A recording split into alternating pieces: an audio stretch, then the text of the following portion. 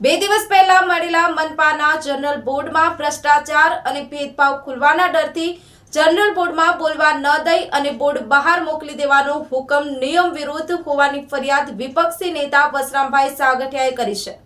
તેમને અધિકારોથી વંચિત રખાતા મેયરને પત્ર લખી કાયદેસરની કાર્યવાહી કરવાની ચેતવણી આપી છે। વસરામભાઈએ સવાલો કર્યા છે કે થોડા એવા વરસાદમાં રાજકોટના રસ્તાઓનું ધોવાણ થઈ ગયું છે, તેમાં શું કાર્યવાહી કરવામાં આવી? जनताना टेक्सनी रकम आ रीते भ्रष्टाचाરમાં કેવી રીતે ઉડાવી શકાય? જીવરાજ પાર્ક પાસે સુવર્ણભૂમિ એપાર્ટમેન્ટ પાસે ભવાનીનગરમાં દસ્તાવેજો ધરાવતા એસસી એસટી ઓબીસીના મકાનો તોડી પડાયા છે।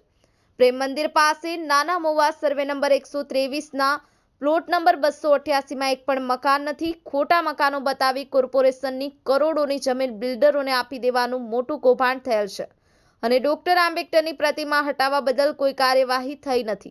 આ તીખા સવાલોના જવાબો શાસક પક્ષ પાસે ન હતા અને ભ્રષ્ટાચારીઓને રક્ષણ આપવા માટે તેમને જનરલ બોર્ડમાં બોલવા દેવાયા નથી। હવે આવતા અઠવાડિયામાં સમાજના બુદ્ધિજીવીઓને સાથે રાખી અને જન આંદોલન ઊભું કરાશે। શાસક પક્ષ જનરલ બોર્ડમાં તેમનો અવાજ રૂંધશે, પરંતુ રાજકોટના રસ્તાઓ પર અવાજ રૂંધી નહીં શકે।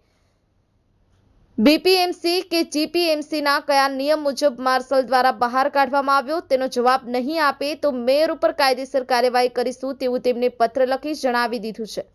સંવાદદાતા ભરત પરડવા સાથે લાખાભાઈ મેત્રા, ન્યૂઝ 9 ગુજરાતી, રાજકોટ।